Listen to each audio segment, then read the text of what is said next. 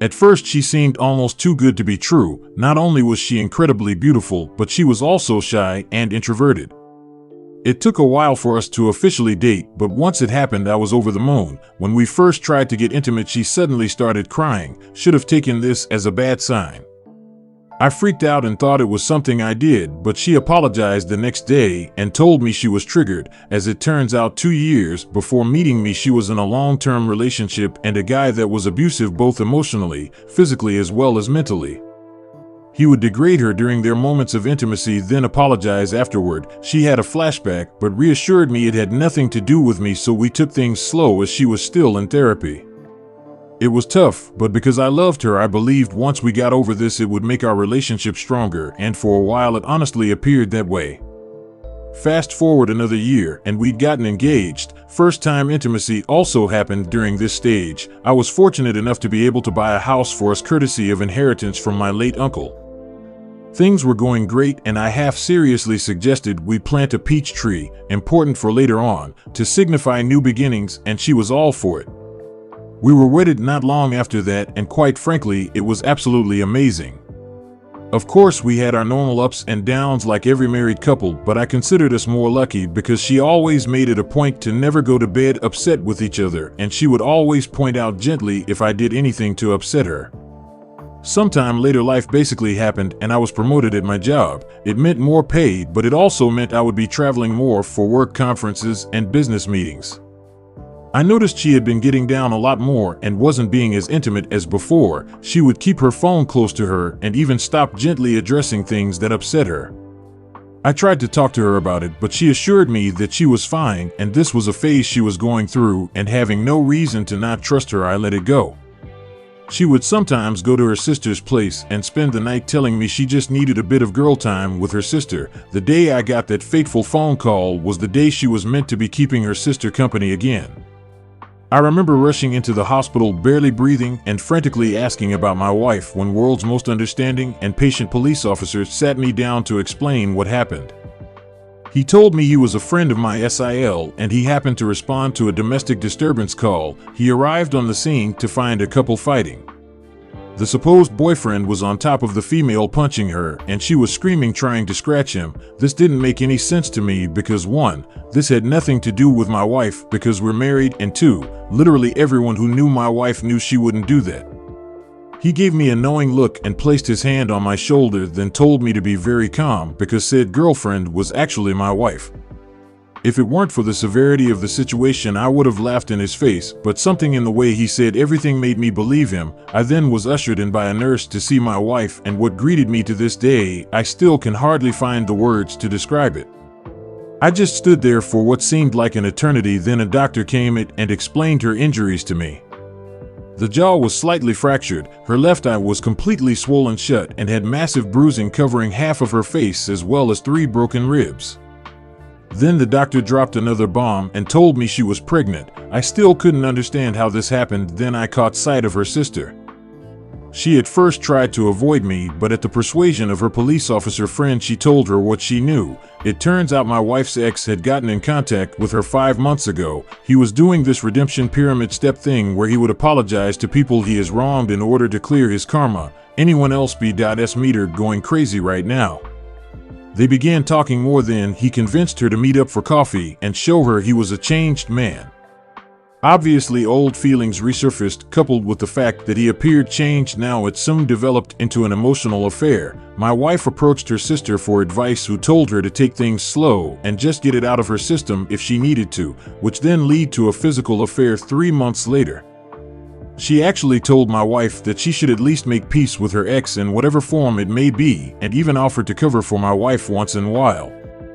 My SIL was in tears at this point and kept apologizing to me, saying that she didn't know about the abuse as my wife never told anyone other than me and her therapist at the time about it. I was numb, I just couldn't feel anything and was absolutely dumbfounded by my wife's actions. When my wife finally woke up, I was there and she burst into tears upon seeing me. I spent the following months in zombie flight mode. There was individual counseling for her as well as marriage counseling for us at the strong urging of her family. In counseling, she was surprisingly forthcoming about how it happened and how she absolutely hated herself for causing me pain. She mentioned how at one point on her way home from his place she actually fantasized about driving into the river because she smelt like him and didn't want his scent to corrupt me. However, that made sense. She said she tried to end it but was too weak, and only after learning that she was pregnant that it actually woke her up and made her realize that any further contact with this man was toxic to not only her but the unborn child as well, hence went to end things in person for good when he snapped on her. She became a shell of herself and developed a phobia for any other males but me. One point she couldn't even use the bathroom at night unless I was holding her hand. Sad, right?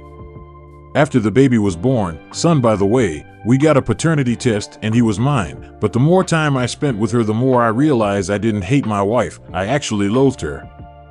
I couldn't see the woman I married, but instead saw his leftovers each time I looked at her. I decided to leave because I was afraid I'd do something I'd regret and be exactly like her abusive ex. She begged me not to leave and even made the ridiculous offer of giving me a hall pass as well as slapping her if I wanted to. I knew at this point I had to get out. She was actually very generous during the divorce. She moved back into her parents and signed a very well thought out co-parenting plan issued by the courts. Moving forward 3 years later, and I meet my now fiancé by chance. I was in a bookstore with a buddy of mine and we were discussing Egyptian mythology when this beautiful woman approached me to correct me on my pronunciations of the Egyptian gods and cities. Needless to say, immensely impressed by not only her understanding but also by the fact that she is Egyptian herself. We exchanged numbers, which eventually lead us to dating. When I finally proposed to her, it was actually in front of the peach tree I had planted years ago. I got down on one knee, but before I got my answer she ran into the house, then came out with a ring as well. Turns out she was actually planning on proposing herself because she was madly in love with me and she just didn't want any other woman to have me. My son, in all his sweet childlike innocence, told his mother what happened because he was present when it happened. My ex literally showed up that night in the rain yelling about how could I propose to her, my fiancé, in front of our tree, and that this isn't the end of us. I am completely exhausted at this point. I cannot go and see because she is the mother of my child, but she is basically harassing me and my fiancé. How do I convince her to move on, to get over her fear of men and not force me to get a restraining order? Sorry it was long, but I am really desperate.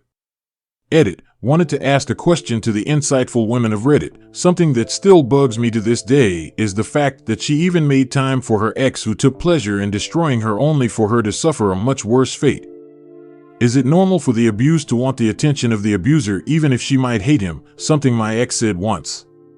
Edit 2. Forget to add this in the original post. When my fiancé presented me with the ring which she was gonna use to propose to me, she had an engraving on the inner band which states, "To my Pharaoh." Damn, I love this woman. Update post. Wow, didn't expect this type of response. Thank you all so much for your support and kind words, both for me, my fiancé, and my ex. It's sad that my situation with my ex and her abusive past isn't as uncommon as I thought. Reading some of your similar cases really makes one almost lose hope, but glad to see some people have recovered from them. Now for what has happened since my first post. First off, a big thank you to user Mama202045 for your simple yet amazing advice. Saved us a lot of trouble. Now on to what has happened so far.